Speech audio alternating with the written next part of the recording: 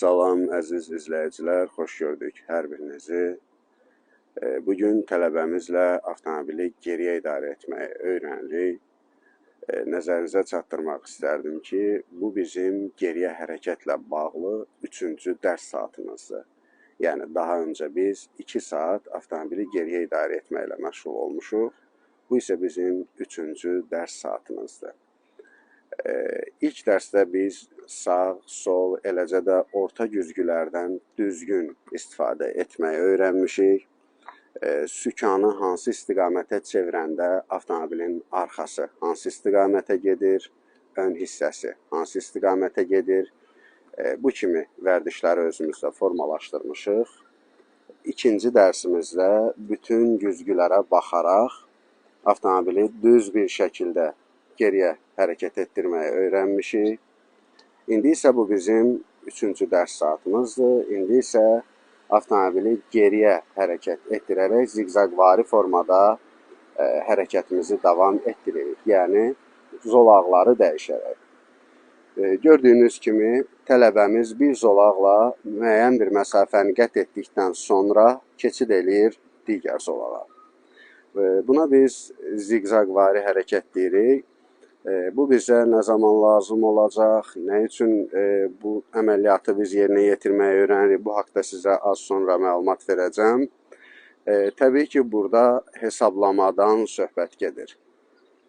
Mən sükanı hara çatanda çevirim, nə qədər çevirim, nə zaman sükanı düzləşdirim, nə zaman əks istiqamətə doğru çevirim.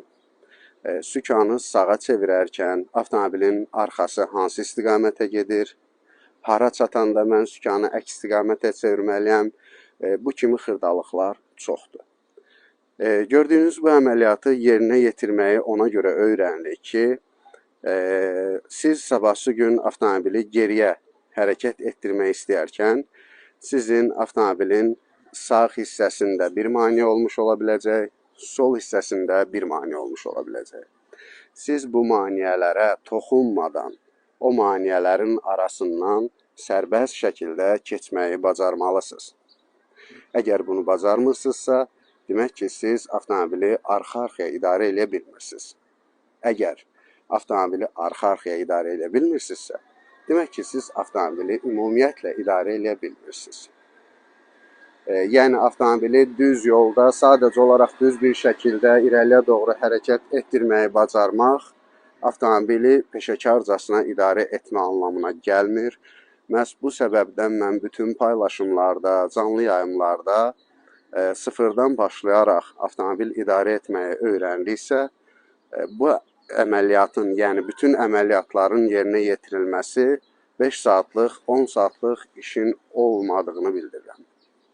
Əgər siz sıfırdan başlayaraq avtomobil idarə etməyi öyrənirsinizsə, bütün tapşırıqları tam dəqiq şəkildə yerinə yetirməyi öyrənirsinizsə, bu sizə öyrədilirsə, əmin olun ki, bu 3 saatlıq, 5 saatlıq iş deyil və bizim geriyə avtomobili hərəkət etdirməmiz bununla da yekunlaşmır.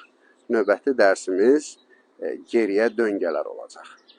Yəni, qarşı-qarşıya hərəkət eləyərkən hansı şəkildə dönmə əməliyyatlarını yerinə yetiririk? Misal üçün, nə zaman sükanı çeviririk, nə qədər sükanı çeviririk, bu əməliyyatları hansı şəkildə yerinə yetirə biliriksə, arxa-arxaya avtomobili idarə eləyərkən də biz bu tapşırıqları düzgün yerinə yetirə bilməliyik. Yəni, avtomobili arxa-arxaya idarə eləyərkən də qarşı-qarşıya idarə elədiyimiz kimi sərbəst şəkildə idarə etməyi, dönməyi, geriyə qayıtmağı bacarmalıyıq.